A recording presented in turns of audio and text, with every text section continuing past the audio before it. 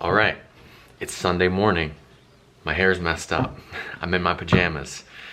As promised, I'm gonna make a tutorial video on how we make our Sunday morning vegan pancakes.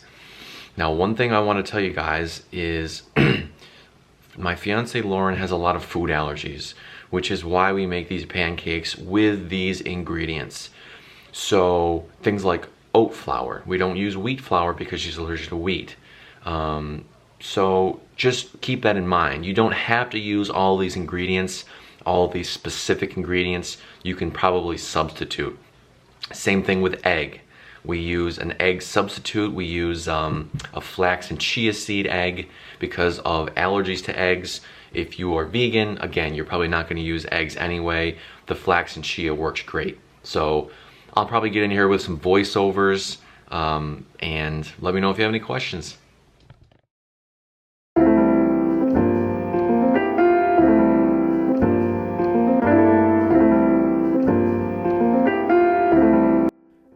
All right, here we're making the flax and chia egg with a tablespoon of flax seeds. Make sure you grind them, and a tablespoon of chia seeds.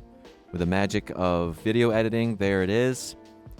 And about 6 tablespoons of water, rolled oats, oat flour. I'll pause this here for a second for you guys to get an idea, but you can tell we use that recipe a lot. We've got a cup and a half of oat flour. I don't bother sifting it or anything. And 1 heaping half cup of rolled oats. 1 teaspoon of salt. This is not necessary. Vanilla, pure vanilla, the good stuff. And oat milk. We also use hemp milk.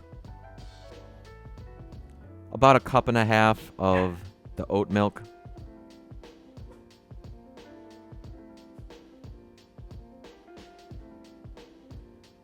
And here's the secret to smooth, or I should say, smooth yet dense pancakes.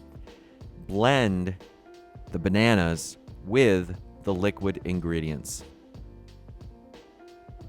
2 bananas.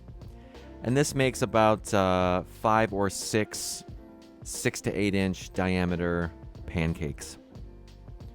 Here we go. Blend, blend, blend. The magic of movie editing. There you go. Ta-da. And I got a little cinnamon in here. Again, not necessary. Gives it a little flavor. 8 or 10 shakes. Frozen blueberries. Heaping cupful. Get some whole foods in there. There's the flax and chia egg. See how it's gelatinous? Just plop it right in there. And then in goes the liquid ingredients. Mix, mix, mix. A whisk would probably be a better tool. Add a little bit more liquid if it's not, if it's too thick. And onto the griddle. As you can see, I put a little bit of olive oil on the griddle. I know it's kind of shunned in this movement. A teaspoon of olive oil once a week is not going to kill you. It just makes it it just prevents it from sticking, and it makes a nice golden brown. And the flip. Excellent flip. Excellent form. I want to pause it here for a second to show you guys something strange. Look at the movement of the griddle. See how it heaves up and down? I just thought that was so interesting when I was scrolling through this footage. So it must cycle on. And when it cycles on, it bends one way. And when it cycles off, and then when the griddle cools down, it bends another way. So that was interesting. And there you go. So again, just a little bit. If you don't want to use it, fine. Not a big deal.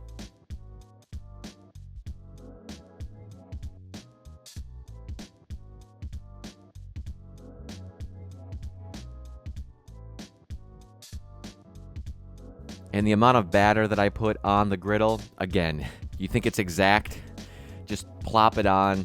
Again, 6 to 8 inch. That's what we like. That's what I make. does the job. Even them out a little bit.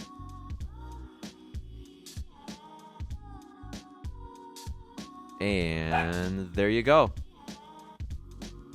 And the real maple syrup, the real stuff. None of that fake stuff. Pancakes are done. Super good. Great texture. They're not exactly fluffy. They're relatively dense when it comes to pancakes. I kind of like that. And relatively healthy. Let's count the whole foods. Ready? Flax seeds, chia seeds, bananas, even though it's blended, blueberries in these particular ones, oats, there's 5. The only non-whole foods are the oat milk, the oat flour maybe. That's about it. And the other ingredients are so small they don't really matter, in my opinion. So, pretty healthy. Don't go overboard on the syrup like me, but let me know if you have any questions, guys. These are super good, super easy, and again, we use these specific ingredients because of allergy concerns and vegan concerns. So, substitute with whatever you want.